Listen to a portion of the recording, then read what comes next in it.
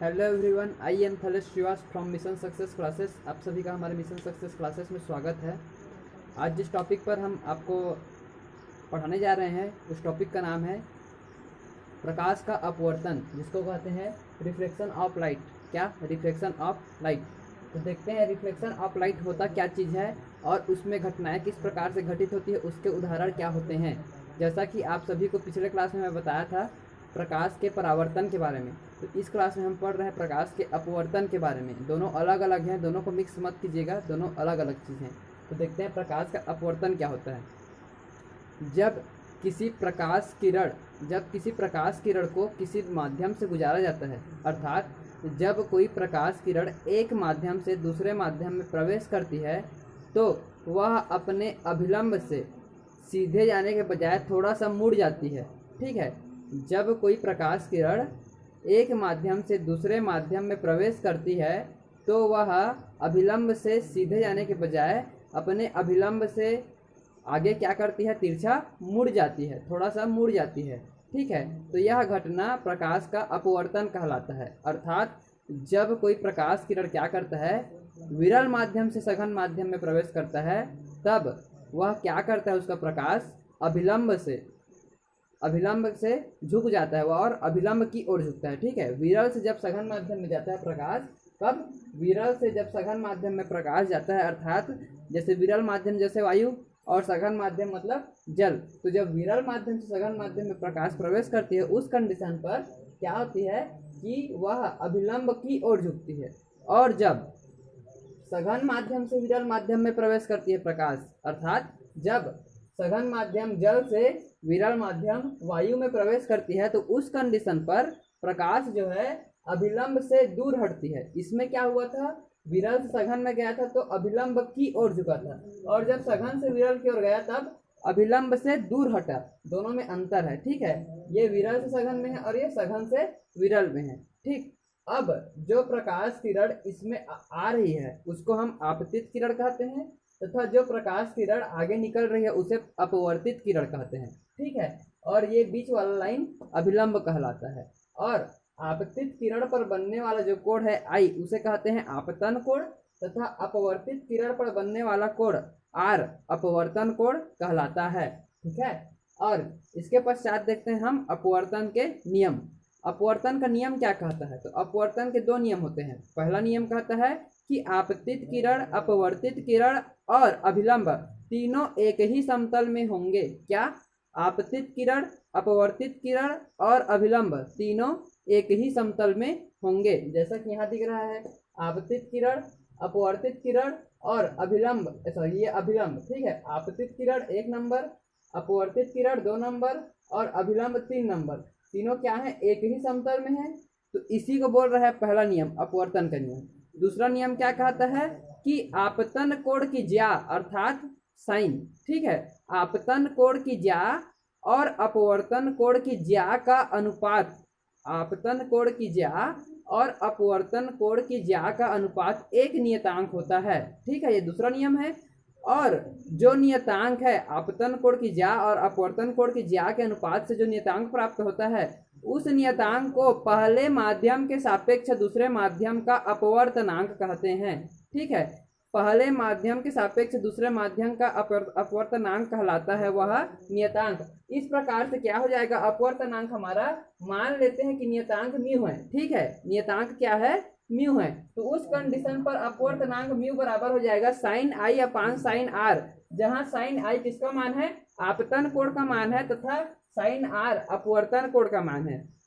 मैं पहले ही बोल चुका हूं कि आपतन कोण तथा अपवर्तन कोण का अनुपात ही क्या कहलाता है, अपवर्तनांक कहलाता है। तो इस प्रकार से म्यू बराबर sine i upon sine r. ठीक है, अब कंडीशन देखा जाए कि यदि जो माध्यम है यहाँ, उस माध्यम को 1 नंबर तथा दूसरे माध्यम को 2 नंबर दे जाए। दो माध्यम है, एक विरल माध्यम है, दूसरा सघन माध्यम है। यदि हम विरल माध्यम और सघन माध्यम को क्रमशः 1 और 2 नंबर दें, तो उस कंडीशन पर इसका जो अपवर्तनांक म्यू आया था वह अब परिवर्तित होकर 1 म्यू 2 क्या हो जाएगा, 1 म्यू 2 हो जाएगा। ठीक है, अब अपवर्तनांक केवल म्यू नहीं रहेगा बल्कि 1 म्यू 2 हो जाएगा, और sine i upon sine r का मान वही रहेगा। ठीक है, इस प्रकार 1μ2 बराबर sine i upon sine are.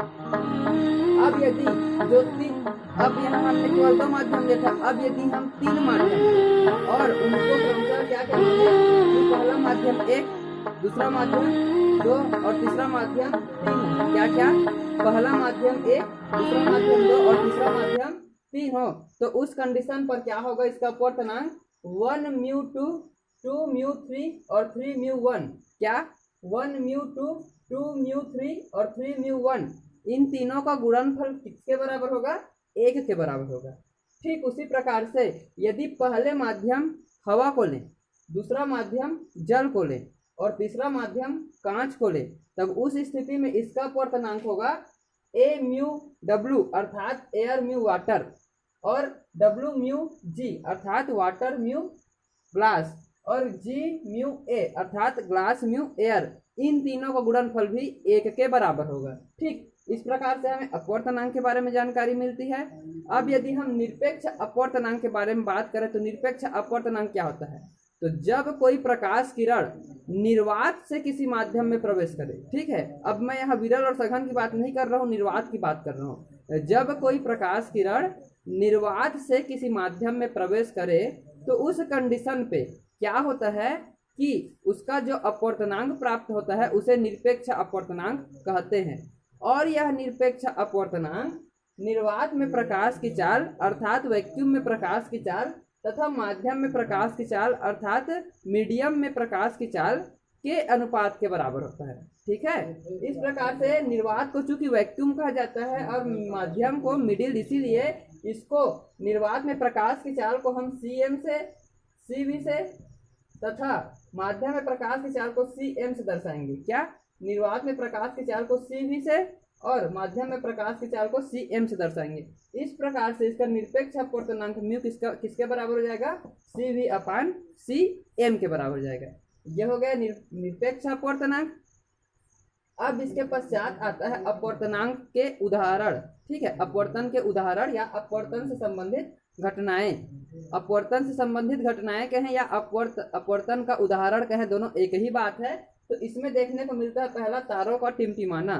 तारों का टिमटिमाना, जैसा कि आप सभी लोग को पता होगा कि रात्रि में जब हम आकाश की ओर देखते हैं तो हमें तारे टिमटिमाते हुए नजर आते हैं, परंतु वास्तव में वे तारे टिमटिमाते नहीं रहते हैं, बल्कि आकाश में क्या होता है, वायुमंडल में जो वायु हैं उनकी अलग अलग स्तर बने होते हैं और अलग अलग घनत्व के कारण उनका जो अलग अलग स्तर रहता है उसमें से जब प्रकाश का अपवर्तन होता है, फलस्वरूप क्या होता है, वायु का जो अलग अलग स्तर रहता है उसमें से जब प्रकाश का अपवर्तन होता है, फलस्वरूप हमें तारे टिमटिमाते हुए नजर आते हैं। ठीक है, दूसरा पानी भरे बर्तन में सिक्के का उभरा हुआ दिखाई देना। जो पानी भरा बर्तन है उसमें हमें सिक्के का उभरा हुआ दिखाई देना। जैसा कि आप सभी लोगों को पता है कि आप क्या करेंगे, किसी बर्तन में सिक्के को लेंगे, कुछ दूरी पर जाकर खड़े होंगे वो दिखाई देगा, लेकिन कुछ दूरी तक और बढ़ते जाएंगे, एक कंडीशन ये आएगा कि वह सिक्का आपको दिखाई नहीं देगा। जिस कंडीशन पर वह सिक्का आपको दिखाई ना दे आप वहां रुक जाइएगा और फिर उस पर पानी डालकर देखिए, किसी से कहिएगा कि उस बर्तन में अब पानी डाले, उसके पश्चात आपको उस स्थान से, उसी दूरी से वो सिक्का दिखाई देगा जहां से पहले दिखाई नहीं दे रहा था, कारण अपवर्तन। ठीक है, तीसरा इसी में अगर हम देखें तो क्या होता है कि किसी तालाब में या किसी बर्तन में पानी भरा हुआ हो और उसमें किसी मछली को डाला जाए तो वह मछली हमें उभरा हुआ दिखाई देता है, अर्थात उसकी जो वास्तविक गहराई रहती है वह उससे ऊपर दिखाई देती है अपवर्तन के कारण।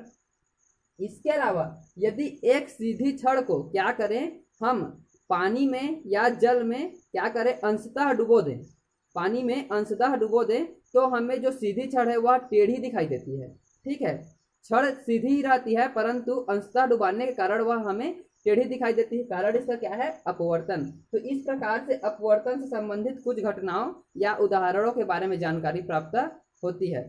इस प्रकार से आज का जो चैप्टर है वो कंप्लीट होता है। अगले चैप्टर में हम आपको आगे के बारे में बताएंगे, परंतु जो एसीएफ और मेंस के एग्जाम देने वाले हैं वो हमारे इस चैनल को बिल्कुल सब्सक्राइब कर लेवे तथा समस्त वीडियोस को गहन अध्ययन कर लेवे, आपके मेंस लिखने में काम आएगा और एसीएफ के एग्जाम में इसी से पूछा जाएगा। धन्यवाद।